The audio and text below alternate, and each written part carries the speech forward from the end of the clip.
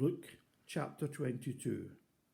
Judas agrees to betray Jesus. Now the feast of unleavened bread, called the Passover, was approaching, and the chief priests and the teachers of the law were looking for some way to get rid of Jesus, for they were afraid of the people.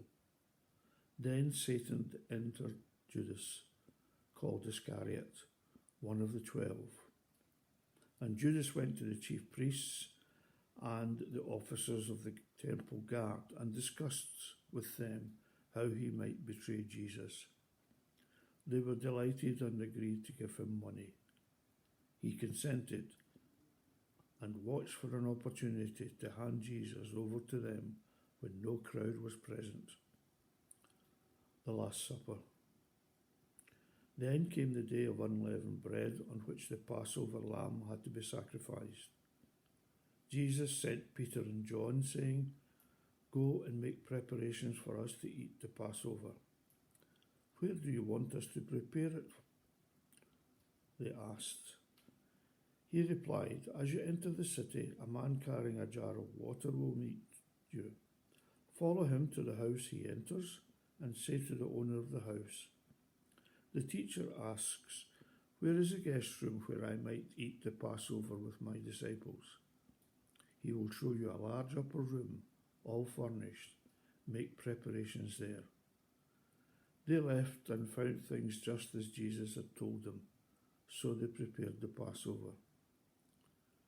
When the hour came, Jesus and his apostles reclined at the table, and he said to them, "I have eagerly desired to eat this Passover with you before I suffer. For I tell you, I will not eat it again until it finds fulfillment in the kingdom of God." After taking the cup, he gave thanks and said, "Take this and divide it among you. For I tell you, I will not drink again of the fruit of the vine until the kingdom of God comes."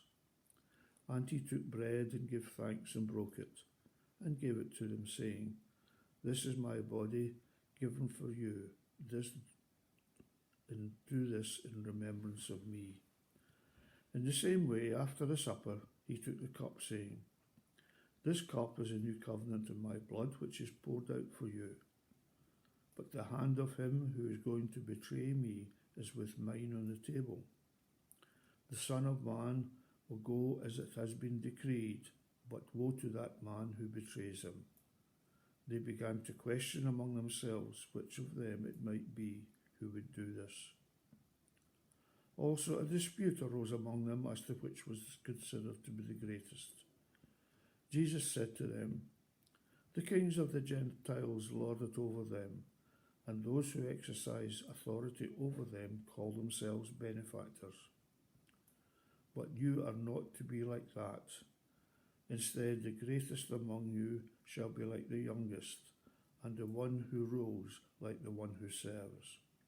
For who is greater, the one who is at the table or the one who serves? Is it not the one who is at the table? But I am among you as one who serves. You are those who have stood by me in my trials, and I confer on you a kingdom, just as my Father conferred one on me, so that you may eat and drink at my table in my kingdom, and sit on thrones, judging the 12 tribes of Israel. Simon, Simon, Satan has asked to sift you as wheat, but I have prayed for you, Simon, that your faith may not fail, and when you have turned back, strengthen your brothers." But he replied, "Lord, I am ready to go with you to prison and to death." Jesus answered, "I tell you, Peter, before the cock crows today, you will deny 3 times that you know me." Then Jesus asked them, "When I sent you without purse, bag, or sandals, did you lack anything?" "Nothing," they answered.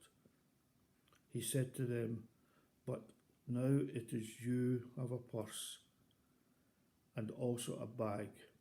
If you don't have a sword, sell your cloak and buy one.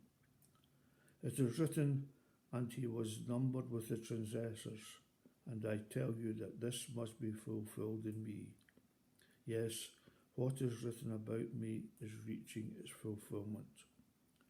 The disciples said, See, Lord, here are 2 swords. That is enough, he replied. Jesus prays at the Mount of Olives.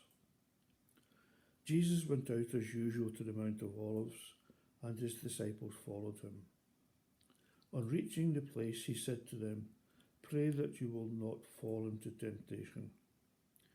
He withdrew about a stone's throw beyond them, knelt down and prayed. Father, if you are willing, take this cup from me, yet not my will, but yours be done. An angel from heaven appeared to him and strengthened him, and being in anguish he prayed more earnestly, and his sweat was like drops of blood falling to the ground. When he rose from the prayer and went back to the disciples, he found them asleep, exhausted from sorrow. Why are you sleeping? He asked them. Get up and pray, so that you will not fall into temptation. Jesus arrested. While he was still speaking, a crowd came up, and the man who was called Judas, one of the 12, was leading them. He approached Jesus to kiss him, but Jesus asked him, Judas, are you betraying the Son of Man with a kiss? When Jesus' followers saw what was happening, they said, Lord, shall we strike with our swords?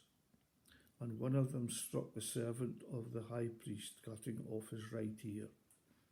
But Jesus answered, No more of this. And he touched the man's ear and healed him. Then Jesus said to the chief priests, the officers of the temple guard, and the elders who had come before him, Am I leading a rebellion that you have come with swords and clubs? Every day I was with you in the temple courts, and you did not lay a hand on me. But this is your hour when darkness reigns. Peter disowns Jesus. Then seizing him, they led him away and took him into the house of the high priest. Peter followed at a distance. But when they had kindled a fire in the middle of the courtyard and had sat down together, Peter sat down with them. A servant girl saw him seated there at the firelight. She looked closely at him and said, This man was with him. But he denied it. Woman, I don't know him, he said. A little later, someone else saw him and said, You also are one of them. Man, I am not, Peter replied. But an hour later, another asserted, Certainly, this fellow was with him, for he is a Galilean. Peter replied, Man, I don't know what you're talking about. Just as he was speaking, the cock crowed. The Lord turned and looked straight at Peter. Then Peter remembered the word the Lord had spoken to him. Before the cock crows today, you will disown me 3 times. And he went outside and wept bitterly. The guards mock Jesus. The men who were guarding Jesus began mocking and beating him. They blindfolded him and demanded, Prophesy, who hit you? And they said many other insulting things to him. Jesus before Pilate and Herod. At daybreak, the council of the elders of the people, both the chief priests and teachers of the law, met together, and Jesus was led before them. If you are the Christ, they said, tell us. Jesus answered, If I tell you, you will not believe me, and if I asked you, you would not answer. But from now on, the Son of Man will be seated at the right hand of the mighty God. They all asked, Are you then the Son of God? He replied, You are right in saying I am. Then they said, Why do we need any more testimony? We have heard it from his own lips. Amen.